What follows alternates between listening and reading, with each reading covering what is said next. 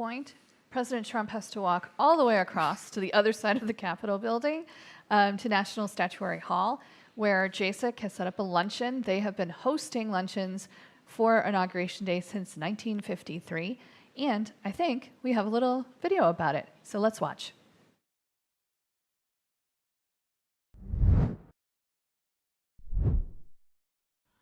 While the tradition of an inaugural luncheon dates back as far as 1897, when the Senate Committee on Arrangements gave a luncheon for President McKinley and several other guests at the Capitol, it did not begin in its current form until 1953.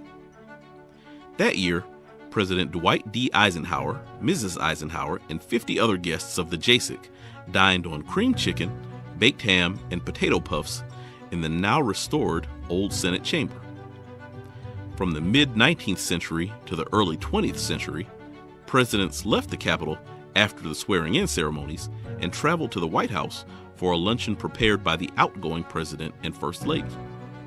In 1949, Secretary of the Senate Leslie Biffle hosted a small lunch for President Truman in his Capitol reception room.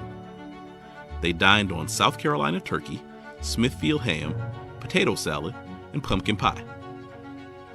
In 1953, the JASIC began its current tradition of hosting a luncheon for the president, vice president, and their spouses, Senate leaders, the JASIC members, and other invited guests. At the inaugural luncheon in 1981, newly sworn-in President Ronald Reagan announced the release of 52 American citizens who had been held hostage in Iran for 444 days. Traditionally, the luncheon often features cuisine reflecting the home states of the new president and vice president or the JASIC chairman, as well as the theme of the inauguration.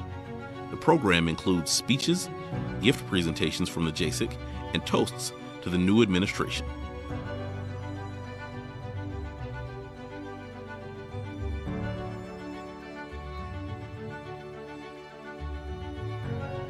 Okay, so now we're back in Statuary Hall.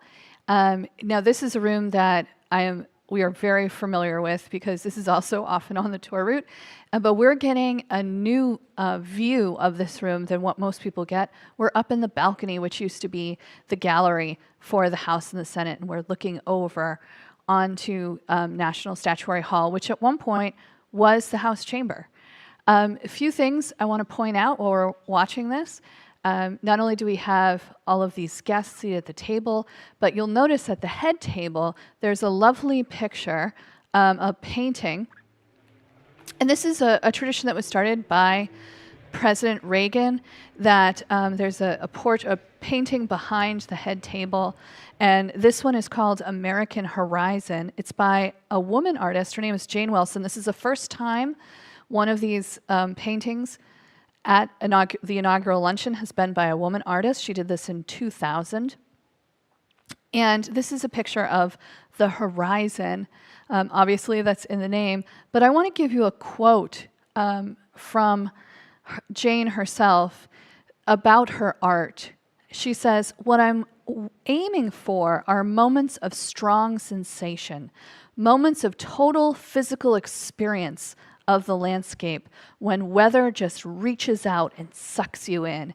And I think we definitely get this in this expressionist landscape painting. Now, we're also looking at some of our state statues. Every state may send 2 statues to the Capitol. And initially, all of those statues were in Statuary Hall.